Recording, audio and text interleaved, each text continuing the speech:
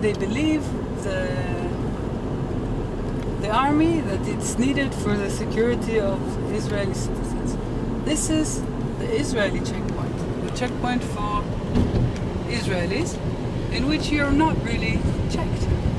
Most of the settlements are west of us, but also west of us there are 5 Palestinian villages, and you can see some of the houses already over there of one of the villages, Hussein. So the wall is actually disconnecting them from the main city of Beit Lechem, which is east of us and east of the fence. And it's actually making them to be on the Israeli side of the fence. So what do? We make them a tunnel so that they can cross underneath this fence and go freely to Beit Lechem. And why I'm saying freely with... inverted commas. Yes, because there is going to be a checkpoint in this tunnel, and every person, mainly when they want to go back home, will be checked. In London, Hagit Ofran presents the benefit of Settlement Watch's work. She was a guest of Peace Now UK. Even members of London's Jewish community are ignorant of the true conditions in the West Bank. Yeah, I know that. I know that. And I believe that pressure on Israel to make peace is not a bad thing. It's a very good thing for Israel. But they don't have jurisdiction over the West Bank because it's outside Israel. It's not accurate. The thing is that when it came to a petition against all the settlements, there was this petition, I think, in the early 80s or maybe a little later, saying everything is illegal. Please, Supreme Court, decide. And then the Supreme Court said, I'm not going to answer this question. I'm not going to say if it's legal or not. We think it's a political question. They were afraid of taking such a political, according to the Israeli public, such a political step. But no, they do. You can see hundreds of petitions that are being dealt in the Supreme Court, including Peace Now's petitions.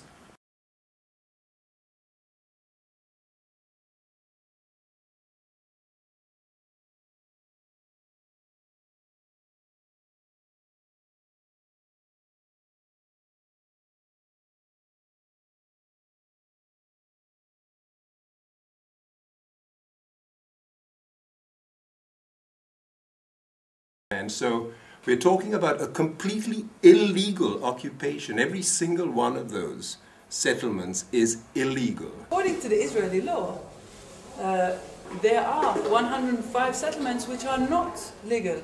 That means they have no planning. Sometimes they have no, of course, no permits to be built, and sometimes it is on private Palestinian land that has been just taken from those owners. So they call it Shchunat Haro'eh, like the neighborhood Haro'eh. Taking a right forward, and a soldier in a caravan. Very nice. You see that soldiers live in here because they need to protect them, as long as they don't.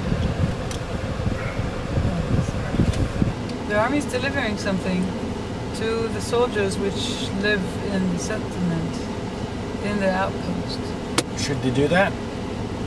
No, of course they shouldn't, because it's an illegal outpost.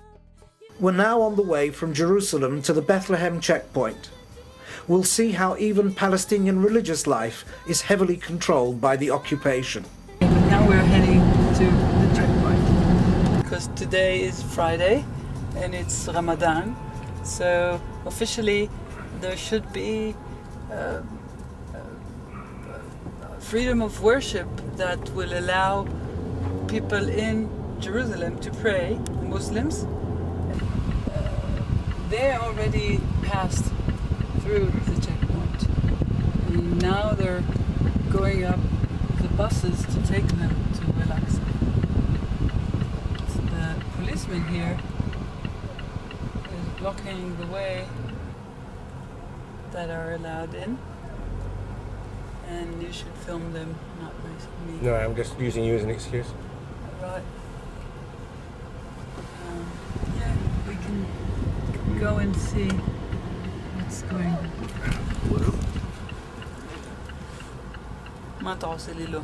Hagit says, Makara. "What are you telling me no for? What's the matter?" Point in order to go to Al-Aqsa, in order to go to pray in the mosque in Jerusalem. And as you can see, most of them are over 50 because this is the laws. Only over 50 people are allowed. Or you should apply for a permit. Passed through the main checkpoint, which is inside this building, in which you have all the magnets, all the security to go through, like in an airport, but bigger or stronger. And I think now they opened the side door over there and they check the people lighter. So I want to go and see how they do that. Israeli soldiers stopped the filming at gunpoint. Hagit was taken away for questioning. 30 minutes later, she was released. We filmed the checkpoint from a different position next to the infamous wall around Bethlehem. Near the checkpoint is the site of the tomb of biblical matriarch Rachel, used as an excuse to extend the security wall for Jewish worship. And just at the end of this corridor, there is the Rachel tomb. So this is how we annexed one house, more or less, actually it's 4 houses, around inside Bethlehem, and we made a road and a fence, and now everybody's happy. You can go freely. If you want to visit Rachel tomb, you just need to take an Hagit bus and you're in freely. This is crazy. This is really, really crazy.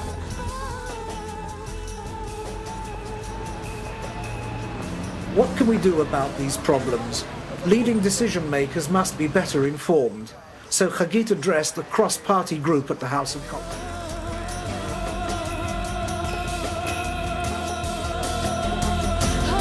In the committee room, Hagit addressed both members of Parliament and leading members of the House of Lords.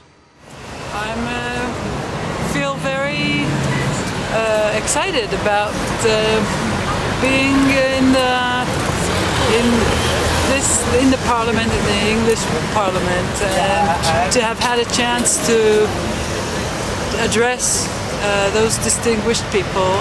And I really hope that the fact that they hear us and they know about us will make some influence inside the UK and maybe also in Israel, inshallah.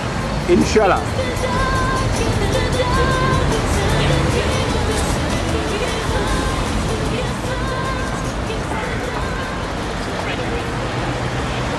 Day after day, you know, you're seeing all these problems for the Palestinians, hypocrisy, etc. What do you feel about it all?